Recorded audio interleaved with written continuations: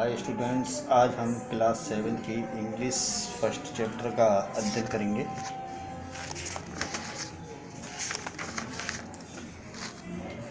First chapter है हमारा the little green orchard, छोटा हरा बगीचा।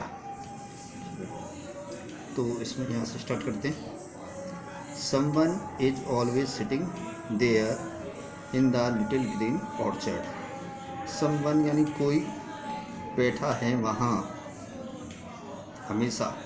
इन द लिटिल ग्रीन ऑर्चर्ड, एक छोटे से एक बगीचे में। इवन यद्यपि वैन जब the sun is high is is noon is unclouded sky, जब सूरज अपनी पूरी गर्मी पर होता है तो दोपहर के समय आकाश में बादल दिखाई नहीं देते। एंड फेंटली ड्रोनिंग गोज, और बेहोशी का सा समय हो जाता है। The bee from rose to rose, जो मधुमक्खियाँ हैं वो एक गुलाब से दूसरे गुलाब पर जाती हैं। Someone is shadow is sitting there, कोई वहाँ उस छाया पर बैठा हुआ है। In the little green orchard, एक हरे बगीचे में।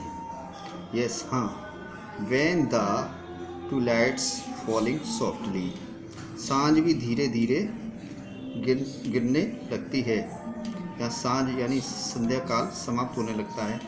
And the little green orchard, और वो उस छोटे से हरे बगीचे में। When the grew dew distils, और उसके बाद उसमें से ओस की बूंदें निकलने लगती हैं। एंड एवरी फ्लावर का फिल्स, और प्रत्येक फूल पूर्ण रूप से भर जाता है। When the last black bird says, अंत में अंतिम काला पक्षी या कोयल कहती है वाट वाट क्या क्या, एंड गो हर वे, यहाँ से जाओ अपने रास्ते। I have heard voices calling softly, मैं बड़े ही धीरे से कुछ आवाज़ें सुनता हूँ। In the little green orchard, एक हरे बगीचे में। Not that I am afraid of being there, मैं उनसे अभी भयभीत नहीं हूँ वहाँ। In the little green orchard, एक हरे बगीचे के अंदर। वाई क्यों? When the moon's been bright, जब चंद्रमा अपनी चमक में होता है। शेडिंग हर लोनसम लाइट, और पूरी तरफ से अकेले उसका प्रकाश होता है, छप्पर में आता हुआ। शेडिंग यानी छप्पर। एंड मॉथ्स लाइक गोस्ट्स कम, और जो कीट होते हैं वो भूतों की तरह बाहर आ जाते हैं।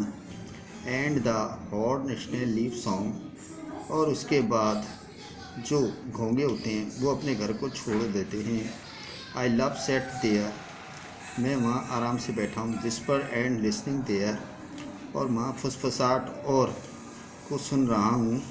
In the little green orchard, एक हरे बगीचे के अंदर। Only it's strength to be feeling there, मुझे वहाँ अजीब सा महसूस हो रहा है। In the little green orchard, एक हरे बगीचे के अंदर।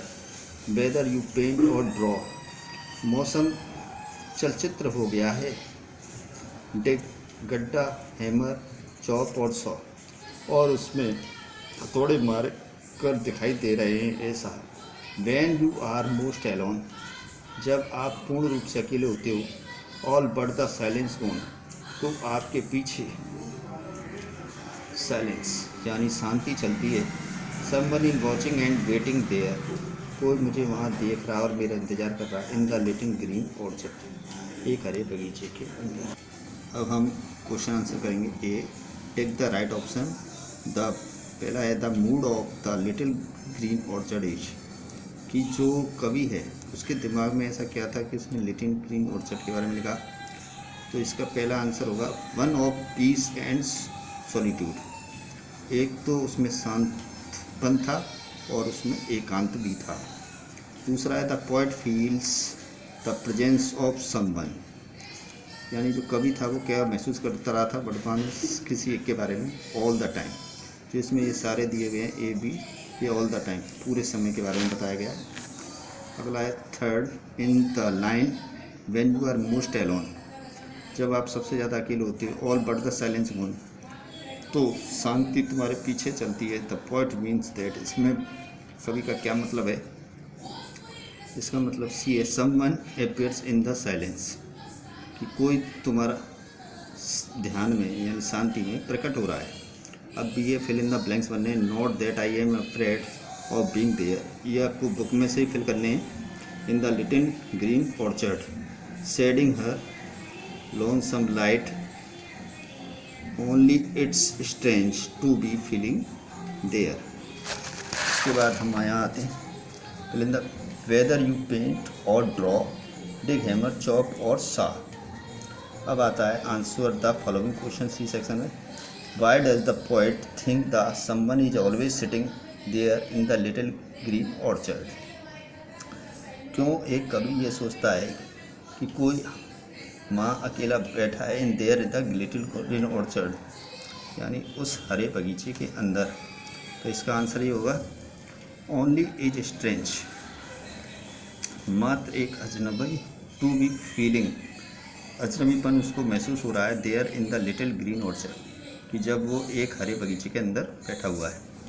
सेकंड क्वेश्चन है what kind of site and sounds does the poet observe in the little green orchard, वह सबसे ज़्यादा किस आवाज़ों को पसंद कर रहा है? Does the poet observe in the little orchard, यानी उस हरे बगीचे के अंदर कवि क्या आवाज़ महसूस कर रहा है और उसके बारे में क्या महसूस हो रहा है? तो इसका आंसर होता है फैसिनेटेड, यानी उन आवाज़ों से वह मोहित हो रहा है। ठीक है बच्चों, होता है why does the poet compare the moths to ghosts, क्यों कवि कीट पतंगों की तुलना भूतों से कर रहा है? When the moon been bright, जब चंद्रमा अपनी चमक में होता है। Shading a lonesome light, और छप्पर में से हर उसकी प्रकाश निकलता है। एंड मोस्ट लाइक घोंसट कम, तो जो कीट पतंगे होते हैं वो भूतों के समान वहाँ आ जाते हैं। इसी के साथ हमारा फर्स्ट चैप्टर समाप्त होता है।